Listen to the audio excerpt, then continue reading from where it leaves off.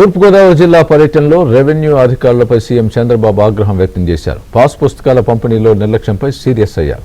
ప్రభుత్వ స్ఫూర్తికి భిన్నంగా వ్యవహరిస్తున్నారని, ఇంకోసారి ఇలా చేస్తే కఠినంగా వ్యవహరించాల్సి వస్తుందని హెచ్చరించారు. ఎమ్మెల్యేలు బాధ్యతగా పనిచేయాలన్నారు. ఇవ్వలేదు ఇంకా ఏంటమ్మా ఇవ్వలేదా? ఇస్తున్నాం సార్. కాదమ్మా, ఈ ఊర్లో ఉండే వాళ్ళందరికీ పట్టాదారు పాస్ పుస్తకాలు ఇచ్చారా లేదా? లేదు, ఇవ్వలేదు. ఏంటయా చేసి ఏం ఆర్గనైజ్ చేశావు?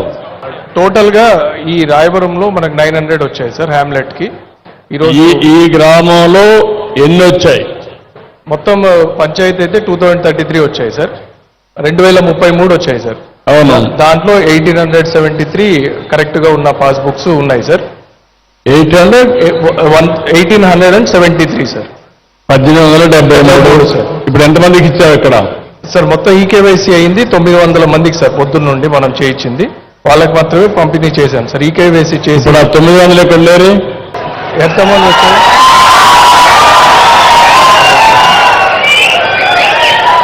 సార్ ఈకేవైసీ పూర్తి చేసి వాళ్ళకి పాస్బుక్ పంపిణీ చేశాం సార్. ఈకేవైసీ పూర్తి చేసి. నాకు అది కదా ఎక్కడ లేరు అంటున్నా నేను. నువ్వు చేసిన తర్వాత వాళ్ళందరినీ తీసుకొచ్చే బాధ్యత నీది. వాళ్ళు కూడా గుర్తుపెట్టుకోవాలి. చరిత్రలో ఒకసారి వాళ్ళకు పట్టా ఇస్తే మీరు రమ్మన్నప్పుడు వాళ్ళు కూడా వచ్చి గౌరవంగా తీసుకొని ఒక సమస్యకు పరిష్కారం వచ్చినప్పుడు